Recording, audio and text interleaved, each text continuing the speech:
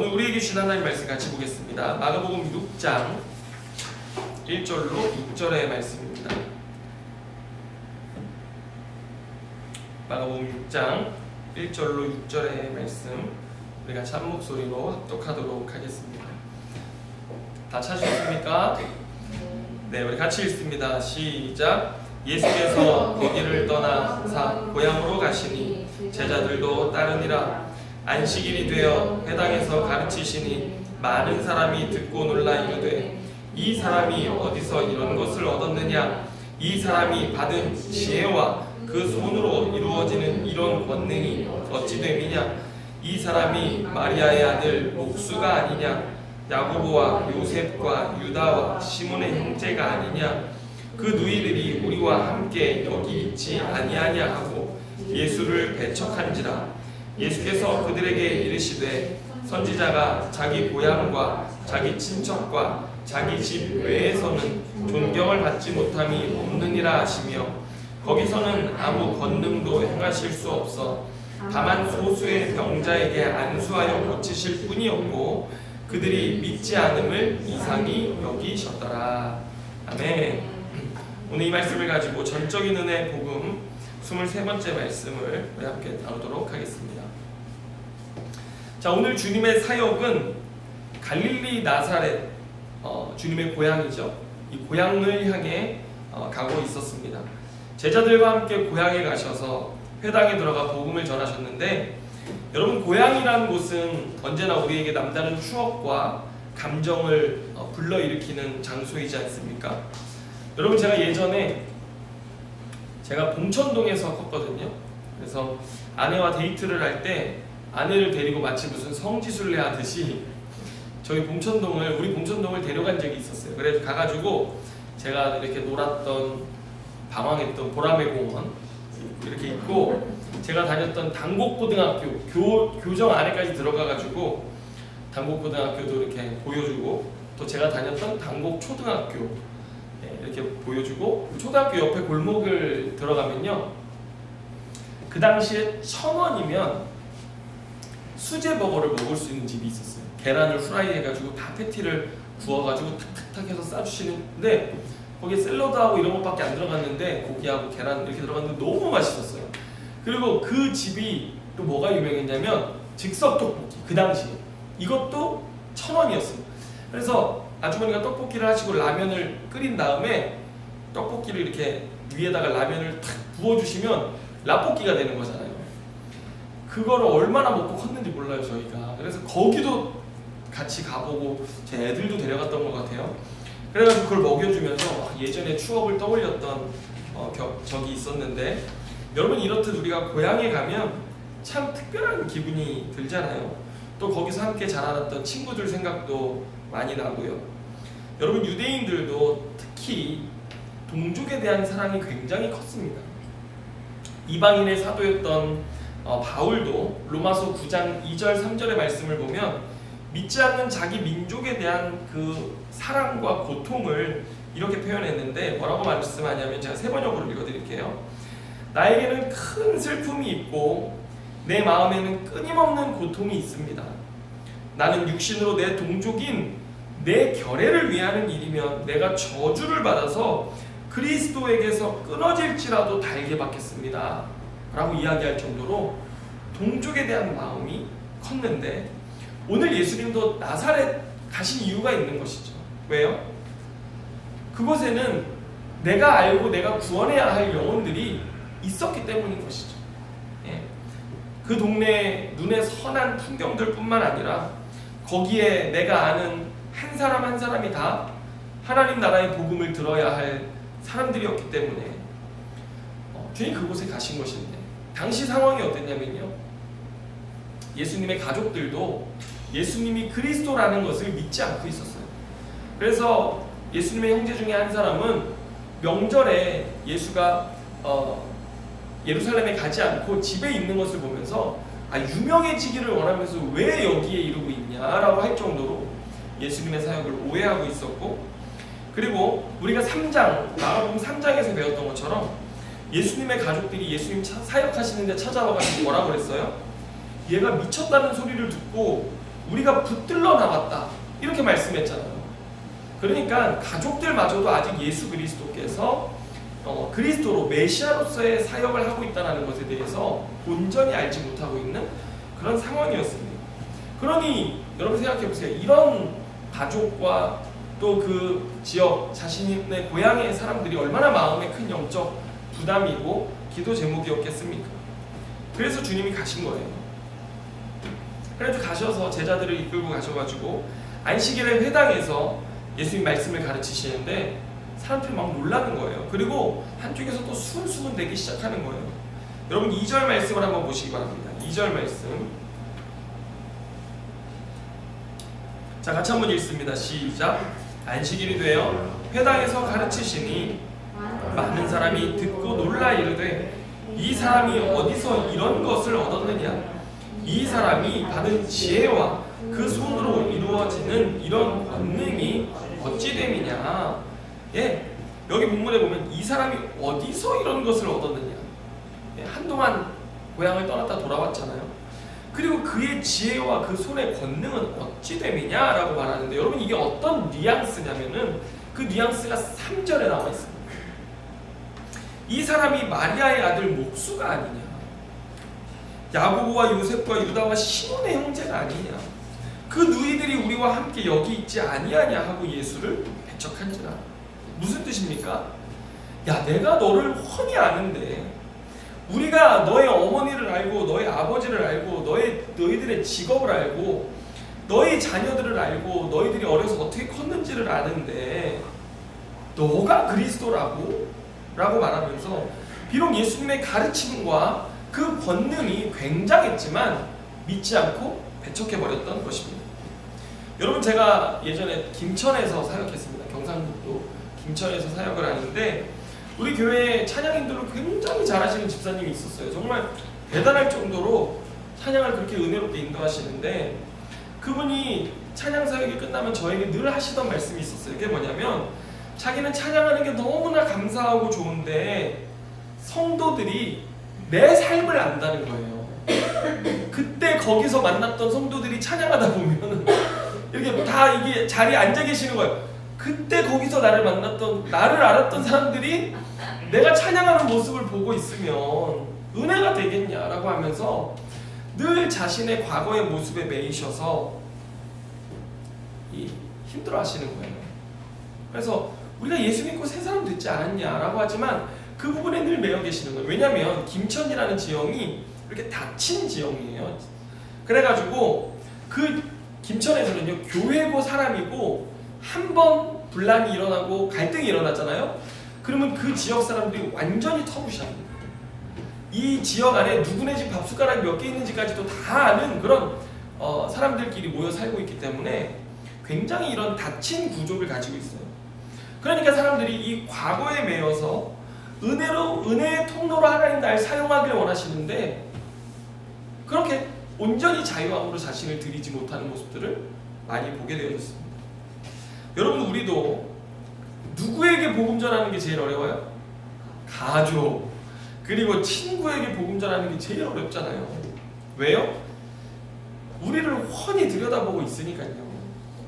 그래서 오늘 예수님은 메시아 그리스도로 자신을 드러내시며 말씀하시는데 이와 같은 문제에 봉착하신 것입니다. 안 믿는 거예요. 자, 다시 2절 말씀을 여러분 한번 보시면 분명 예수님의 말씀은 하나님께로부터 받은 지혜였고 그분의 손에 나타난 권능도 굉장히 신적인 것이었습니다. 가르치시는 것도 행하시는 능력도 분명히 하나님으로부터 온 것임이 분명했는데 지금 나사렛 사람들은 어디에 매여 있어요? 예수님의 호적사항, 인적사항에 매여서 그분의 말씀과 능력을 통해 계시되는 하나님의 나라를 받아들이지 못하고 있었던 것입니다. 그래서 여러분 4절로 이제 6절 중반까지의 말씀을 한번 보면은 자 이런 말씀이 있습니다. 예수께서 그들에게 이르시되 선지자가 자기 고향과 자기 친척과 자기 집 외에서는 존경을 받지 못함이 없느니라 하시며 거기서는 아무 권능도 행하실 수 없어 다만 소수의 병자에게 안수하여 고치실 뿐이었고 그들이 믿지 않음을 이상히 여기셨더라. 이렇게 말씀하십니다. 결국 그들은 어떻게 됐어요? 예수님이 행하시는 권능을 보지 못했습니다. 그리고 예수님도 그곳에서는 그들이 믿지 아니하기 때문에 아무 권능도 행하실 수 없었고 주님 그것을 이상하게 여기셨다고 오늘 성경은 기록하고 있습니다. 여러분, 오늘 우리가 이 말씀에서 특별히 주목해봐야 할 두 단어가 있습니다. 그것은 바로 지혜와 권능입니다. 여러분, 예수님은 하나님으로부터 오신 분이셨기 때문에 구원의 지혜가 있으셨죠. 땅에서 난 것이 아니라 하나님으로부터 온 참된 지혜가 있으셨고요. 그분은 또한 하나님으로부터 보냄받은 분이셨기 때문에 권세가 있으셨습니다. 여러분, 성경에는 보냄의 양식이라는 것이 있습니다.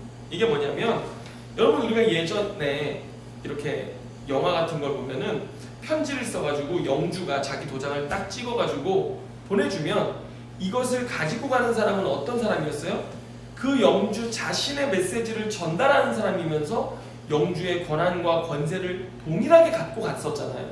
마찬가지입니다. 성경에서도 요한복음 20장 21절 말씀을 보면 부활하신 주님께서 제자들에게 오셔가지고 말씀하시는데 이렇게 말씀하세요. 예수께서 또 이르시되 너희에게 평강이 있을지어다. 아버지께서 나를 보내신 것 같이 나도 너희를 보내노라. 이렇게 말씀하세요. 자, 여기 보면 아버지께서 나를 보내셨다라고 할 때 이게 바로 그 보냄의 양식입니다. 보냄을 받은 자는 보낸 자의 모든 전권을 위임받는 것입니다. 그래서 보냄 받는 자는 한마디로 보내는 자였습니다. 그래서 예수님은 곧 누구셨어요? 하나님이셨던 것이죠. 그래서 그분의 말에 권세, 권위, 그분의 신분, 지위, 위엄에 이르기까지 보낸 사람과 동일한 것을 소유하고 오셨다라고 하는 것입니다. 그래서 예수님은 아버지께서 나를 보내셨다고 말씀하시는데 예수님의 말씀은 아버지의 말씀이었고 예수님의 손의 권능도 아버지의 것이었다라고 할 수 있는 것입니다. 그래서 당시 율법학자들이 회당에서 가르치는 것과 예수님의 가르치는 것이 뭐가 달랐다고 성경이 기록하냐면 권위가 달랐다는 거예요. 예수님의 말과 행사는 굉장히 실제적이었던 것이죠. 하나님의 권위를 직접적으로 표출하는 것이었기 때문에 권위가 달랐던 거예요. 간접적으로 설명하는 자와 그것을 직접 하는 사람은 권위가 다르잖아요. 그래서 누가복음을 보면요, 여러분 오늘 본문 내용을 누가복음은 4장 앞부분에다가 배치를 합니다. 그래서 앞부분에 보면은 마가복음은 어떤 말씀을 하셨는지 기록하지 않고 있어요. 예수님이 어떤 말씀을 하셨는지 기록하지 않는데 누가복음에서는 그걸 다 기록해놨거든요. 우리가 잘 아는 이사야 61장의 말씀을 예수님이 이때 나사렛 회당에서 설교하셨다라고 이야기하면서 이렇게 기록하는데 제가 읽어드립니다. 선지자 이사야의 글을 들이거늘 책을 펴서 이렇게 기록된 데를 찾으시니 곧 주의 성령이 내게 임하셨으니 이는 가난한 자에게 복음을 전하게 하시려고 내게 기름을 부으시고 나를 보내사 포로된 자에게 자유를 눈먼 자에게 다시 보게 함을 전파하며 눌린 자를 자유롭게 하고 주의 은혜의 해를 전파하게 하려 하심이라 하였더라. 이 말씀을 예수님이 오늘 회당에서 나사렛 회당에서 읽으신 거예요. 그리고 나서 주님이 이 글을 덮으시고 뭐라고 말씀하시냐면은 누가복음 4장 21절 말씀에 이에 예수께서 그들에게 말씀하시되 이 글이 오늘 너희 귀에 응하였느니라 하시니 이렇게 말씀하세요. 여기서 응하였다라고 하는 것은 무슨 뜻이냐면요, 성취되었다는 뜻입니다. 오늘 이 말씀을 내가 너희들 앞에서 성취하고 있다라고 주님 말씀하시는 것입니다. 그래서 이 보냄받은 자라는 것 안에는 이처럼 하나님이 이루실 일에 대한 말씀을 가지고 와서 그 일을 실제로 행하시는 분이라는 의미가 있는 것입니다. 그분은 이 땅에 은혜의 해를 선포하시는, 이 은혜의 해라는 것이 구약의 희년을 얘기하는데, 희년이 무엇입니까? 모든 것이 다시 회복되어지는 것입니다. 처음 그대로 회복되어지는 것이 희년인데, 예수님이 오셔서 뭐 하신다는 거예요? 하나님의 나라, 하나님의 통치를 내가 이 땅에 다시 회복하러 온 날이다 라고 하는 것을 주님 말씀하시고 계셨던 것입니다. 그래서 여러분, 오늘 예수님이 받아서 가르치신 지혜, 예수님이 행하신 손의 권능은 모두 다 누구로부터 온 거예요? 여호와 하나님으로부터 온 것이었다는 것을 알 수 있습니다. 그런데 여러분, 요한복음의 이 보냄의 양식에는 한 가지 내용이 더 추가되어져 있어요. 그게 뭐냐면 나도 너희를 보내노라, 이렇게 주님 말씀하십니다. 여러분, 그러면 여기서 너희는 누굽니까? 제자들이죠. 예수님이 제자들을 보내신다라고 말씀하시는 것입니다. 제가 보니까 여기에 딱 두 분이 지금 내가 아니어서 참 다행이다 이렇게 생각하는 분이 계시는 것 같은데요. 여러분, 원래 이 복음이라는 것은 위임의 형식을 가지고 있습니다. 디모데후서 2장 2절 말씀을 보면 여러분, 사도 바울이 로마 감옥에서 죽기 직전에 사랑하는 아들 디모데에게 복음을 위임하거든요. 자, 한번 제가 읽어드리겠습니다. 자, 또 내가 많은 증인 앞에서 내게 들은 말을 충성된 사람들에게 부탁하라. 그들이 또 다른 사람들을 가르칠 수 있으리라, 이렇게 되어져 있어요. 여러분, 여기에 보면요, 복음의 4대가 등장하는데 보세요. 바울이 있죠. 디모데, 너가 나에게서 들은 복음이잖아. 바울이 1대예요. 그리고 디모데가 바울에게서 복음을 위임받았으니까 2대예요. 그래서 디모데가 충성된 사람들에게 부탁하라, 위임하라고 말하고 있고요. 그러면 그들이 또 다른 사람들을 가르칠 수 있으리라. 여러분, 기억해야 될 게, 복음은 전파되지만 복음의 그 생명과 구원의 소식과 그 권능은 위임되어지는 것입니다. 그 복음이 위임되어지고 지켜져서 오늘 어디에까지 온 거예요? 우리에게까지 온 것입니다. 할렐루야. 네. 그래서 오늘 저와 여러분은 오늘 예수님께서 가지셨던 지혜가 오늘 우리에게 있고요. 그 복음 안에 담겨져 있기 때문에. 그리고 주님의 손에 권능이 동일하게 오늘 누구에게 있는 거예요? 우리에게 있는 것입니다. 할렐루야. 자, 다시 오늘 본문으로 돌아가 보면 이제 마가복음 6장 7절 이하를 한번 보세요. 예수님이 제자들을 보내십니다. 전도하러 보내시는데 그들에게 뭘 주세요? 귀신을 제어하는 권능도 주시고 하나님 나라 복음도 전파하며 회개를 가르치게 하십니다. 여러분, 그래서 14절 말씀에 가보세요. 14절 말씀에 가보면 어떤 결과가 나타납니까? 이에 예수의 이름이 드러난지라, 이렇게 말하고 있습니다. 이게 주님께서 목적하신 것이었습니다.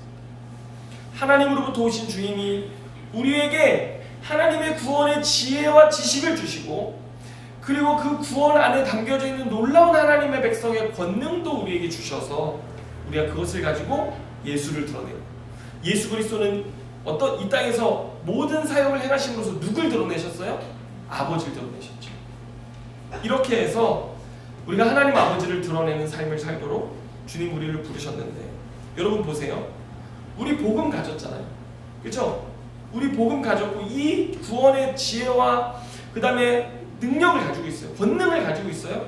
그런데 우리 고향의 사람들은 우리를 보면 뭐만 봅니까? 육신의 껍데기만 보죠. 예전에 그들이 알았던 우리의 육신만 보고 우리 안에 복음으로 말미암은 변화는 보지 못하고 있다는 것입니다. 그런데 여러분, 우리 안에 누가 계셔요? 예수 그리스도께서 주인 되셔서 우리와 함께 사시잖아요. 하나님 아버지를 우리가 아바 아버지라 부르며 함께 사는 놀라운 은혜를 누리고 있잖아요. 그래서 이제는 우리의 겉모습은 예전과 같을지라도 우리의 속사람은 새롭게 되어져서 주님의 지혜와 권능을 드러낼 수 있는 사람이 된 것인데요. 여러분, 그래서 우리는 먼저 이 땅에서 이 복음의 지혜를 가지고 살아야 돼요. 아멘입니까? 여러분, 우리는 복음의 지혜를 가지고 매일을 살아야 하는데 이 복음은 모든 믿는 자들을 구원하시는 하나님의 지혜가 아닙니까? 이 세상에 복음은 뭘 얘기하는 거예요? 우리가 아까도 찬양했듯이 내 사모하는 주님 온 세상 구주시라. 내 사모하는 주님 영광의 왕이시라. 주님 다시 오셔서 이 땅에 하나님의 통치를 회복하실 놀라운 구속 사역을 이루고 계시다는 걸 우리 알고 있잖아요. 이 하나님의 계획, 하나님의 역사를 알고 하나님의 지혜를 가지고 살아가는 자들이 바로 오늘 우리들이라는 것입니다. 여러분, 따라서 우리는요, 세상을 보는 방식이 달라져요. 여러분, 예를 들면요, 최근에 예입니다. GTX 지하철 노선이 어디로 깔리느냐를 가지고 사람들이 집값이 막 들썩들썩 했습니다. 그런데 만약에 누군가가 저와 여러분에게 와서 내가 아무에게도 안 가르쳐 준 거야. 그런데 노선이 이렇게 깔릴 거야 라고 얘기하면서 이 집 여기 가서 꼭 집을 사놔. 집값이 엄청나게 오를 거야. 가르쳐 줬다고 생각해 보세요. 그리고 그 지역을 가봤더니 34평형이 1억도 안 되는 거예요. 예를 들면. 그래가지고 여러분, 이 소식을 발견한 여러분들 어떻게 하겠습니까? 대출을 있는 대로 받고 보험을 다 깨고 진짜 소위 말해서 영끌을 해가지고 그 집을 사지 않았겠습니까? 다른 사람들이 너 왜 그렇게 사냐? 너 제정신이 아니구나. 큰일 나. 그래도 들어야 안 들어요? 안 듣죠. 왜요? 팩트가 있으니까. 우리에게는 정보가 있잖아요. 그래가지고 이거 너 속으로 웃겠죠. 야, 말도 못해요 이거는. 조금만 있어봐라. 이거 신문에 나면 너네는 깜짝 놀랄 거다. 뭐 그러면서 막 삶이 기쁘고 그냥 걸어다니면서 이 정신 나간 사람처럼 헤헤 웃고 다니고 막 그렇지 않겠어요? 여러분, 그런데 성경에 나타난 밭에 감추인 보화의 비유가 있잖아요. 이거예요. 하나님 나라 그 보화를 발견했어요. 그럼 어떻게 하겠어요? 하나님 나라에 대해 영끌하는 거예요. 그냥 영혼을 갖다 끌어넣는 거죠. 이런 사람들은 어떻게 살겠습니까? 다르겠죠. 예. 자기 자신에 대한 욕심과 필요보다 예수님의 관심처럼 한 영혼을 위해 살고 한 영혼을 위해 나의 시간을 쏟고 한 영혼을 위해 나의 삶을 드리며 기도하고 말씀의 가치를 내 것 삼기 위해서 말씀을 보고 말씀을 사랑하고 세상이 내 마음속에서 이 지혜를 빼앗아가려 할 때마다 어떻게 하겠어요? 비웃겠죠. 예. 그리고 혼자 뭐가 그렇게 행복한지 미친 사람처럼 그냥 헤헤 하고 다니면서 하나님의 그 사랑 가운데 하나님 나라가 분명하잖아요. 주님 다시 오실 것이 분명하잖아요. 그러니까 삶이 다른 거예요. 빼앗을 수 없는 기쁨, 빼앗을 수 없는 구원의 은혜가 내 안에 있으니, 예, 이런 사람들은요 이 땅에서 뭐 하겠어요? 하나님 나라의 사업을 이루어가기 위해 생각하고 고민하고 자신의 삶을 드리고 재정을 드리고요. 이런 사람들은요 삶의 향기가 다르고 말이 다르고 행동이 다르고 선하고 아름다운 성령의 열매들이 맺혀나고요. 왜요? 팩트를 가지고 있습니다. 하나님 나라의 지혜, 하나님의 지혜가 내게 있으니 사는 게 다른 거예요. 여러분, 그리고 두 번째로 우리는 이 복음의 권능을 가지고 살아야 합니다. 여러분, 이 시대를 살아가는 사람들은 우리가 뭐 세계 10위 경제 대국이잖아요, 우리나라가. 그런데도 우리나라 안에는 상대적인 빈곤과 박탈감에 사로잡혀 살아가는 사람들이 굉장히 많다고 해요. 예. 그래서 불안하고 우울하고 심지어 분노하면서 이게 요즘 사람들의 심리적 상태라고 이야기하더라고요. 코로나 때문에 빈부 간의 격차는 훨씬 더 커지고요.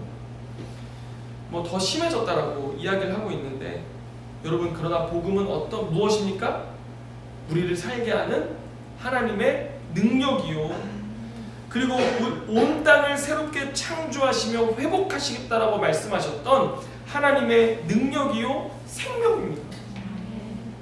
그래서 누구든지 병든 자, 아까 누가복음 말씀에서처럼 병든 자, 눌린 자, 갇혀서 자유가 없는 자들이 이 복음의 능력을 경험할 때 병든 자는 고침받고 눌린 자는 갇힌 자는 자유케 되며 힘을 얻게 되는 거예요. 주님은 바로 이 능력을 오늘 우리에게 주신 것이에요. 그래서 이 지혜와 이 능력을 가지고 이 생명을 가지고 살아가는 우리들의 삶은요 다른 겁니다. 여러분 예전에 오늘 제가 유선희 집사님 예화를 하려고 그랬는데 유선희 집사님이 안 오셨네요. 암으로 병원에서 투병하실 때 그때가 기억이 나요. 저희가 찾아가서 위로하고 기도해드리고 같이 그 시간을 보냈는데 그때 유선희 집사님이 이런 간증을 하셨어요. 같이 기도해주고 함께해주는 공동체가 있으니 마음의 평강이 찾아왔는데 진짜 이런 평강이 없다라는 거예요. 그러면서 옆에 있는 사람들은 다 걱정하고 다 어떻게 이 암 때문에 살아가야 될지 또 이 병 아픈 과정 자체가 너무나 고통스럽고 힘들잖아요. 그런데 집사님은 마음이 평강한 거예요. 평강이 다스리는 거예요. 그래가지고 투병하고 있는 언니들에게 다 여성 병원이었으니까 언니들에게 이 평강을 주고 싶다라고 얘기하시는 거예요. 그래서 같이 위로도 하고 또 밤에는요 유선희 선생님이 무슨 얘기를 했냐면 병상에 다른 사람 다 자고 있을 때 자기는 커튼 딱 쳐놓고선 병상에 무릎 꿇고 두 손 들고 앞뒤 이 호실마다 정말 힘들어하는 그 언니들을 위해서 손 들고 중보하며 기도하는 그런 일을 했다는 거예요. 그렇게 눈물로 중보하는 자신을 봤다고 이제 간증하시는 걸 들었어요. 여러분 어떻게 이런 삶이 가능합니까? 나도 지금 치료 중이고 그리고 나 하나만으로도 벅찬 인생인데 아픈 사람들을 위해서 손을 들고 눈물로 중보하며 기도할 수 있는 이런 평강은 어디서 오는 것입니까? 하나님의 능력으로부터 오는 것입니다. 여러분 우리가 이 땅을 살아갈 때 세상을 이겨낼 힘과 능력은요 어디서 오는 것이냐?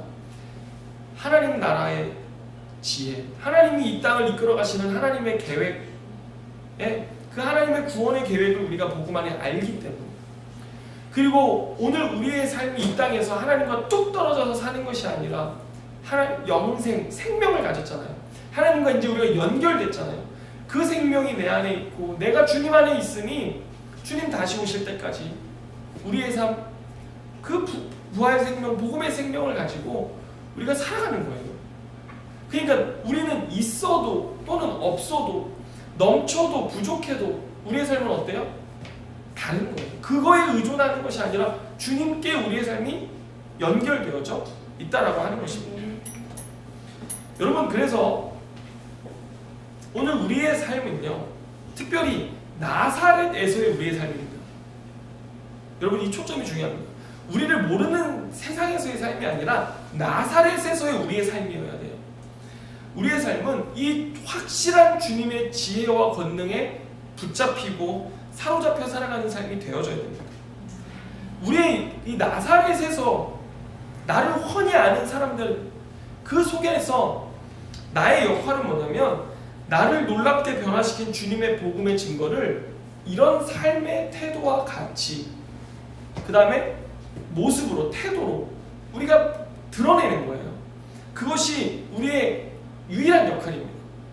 자 여러분 보세요. 주님이 나사렛에서 사역하셨을 때 성과가 어땠습니까? 5절에 보면 다만 소수의 병자에게 안수하여 고치실 뿐이었다고 그랬습니다. 주님이 나사렛에서의 사역은요 거의 실패나 다름없었습니다. 소수만 그 믿음 가지고 반응한 사람들만 고침받았지 나머지는 아무 역사, 아무 권능이 나타나지 않았다는 것입니다. 여러분 우리에게도 마찬가지입니다. 내 삶의 나사렛에서는요 어떤 일이 잘 일어나지 않을 수 있어요. 우리 부모님, 우리 자녀들, 내가 전도하고 싶은 내 친구들이요 내 삶을 보면서 그렇게 반응하지 않을 수 있어요.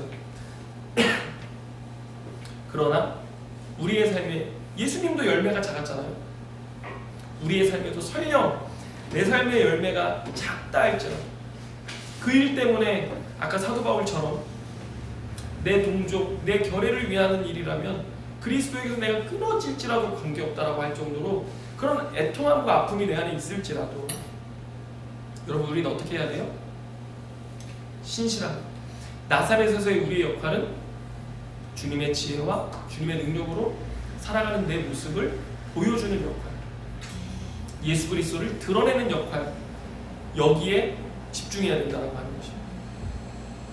그래서 주님은 이제 거기서는 비록 작은 열매가 있었지만 6절 마지막에 보세요. 주님 뭐라고 말씀하십니까? 이에 모든 촌에 두루 다니시며 가르치시더라. 나사렛에서도 또 내가 서 있는 곳이 어디일지라도 거기서 우리는 신실하게 복음의 지혜와 권능을 가지고 살아가는 것입니다. 이것이 저와 여러분을 향한 주님의 복음의 부르심인 것입니다. 오늘 이렇게 살아가시는 여러분의 삶 다 되시기를 주님의 이름으로 축원합니다. 기도하겠습니다. 주님, 우리에게 복음의 놀라운 지혜를 주셔서 감사합니다. 어둡고 죄악된 영혼인 나를 불쌍히 여기셔서 이 지혜를 알게 하시고 하나님을 아바 아버지라고 부르며 주님이 주시는 그 생명 가운데 살게 하여 주시는 것 너무나 감사합니다. 주님, 이 지혜와 능력이 나를 지배하게 하시고 다스리게 하시고 내가 그 안에 온전히 거하게 하셔서 나의 삶에 가까운 수많은 영혼들에게 이 복음의 향기가 드러나게 하시고 세상을 살아가는 또 다른 방식이 그들에게 증거되게 하시고 놀라운 믿음의 비밀이 우리 안에 있는 그 비밀이 그들에게도 증거되게 하여 주옵소서. 주님, 우리 교회가 그런 교회 되기를 원합니다. 우리 성도들 한 사람 한 사람 이 복음의 비밀을 붙잡고 살아가는 이 땅에 참 보화를 가진 자들 되어지기를 원합니다. 주님, 우리에게 이 비밀을 알려주셨는데 우리가 이 보화를 묻어두지 않게 하시고 우리의 모든 것을 들여서 이 보화를 차지하고 누리는 자들 다 될 수 있게 하여 주옵소서. 모두 주님께 감사드리며 예수님의 이름으로 기도드립니다.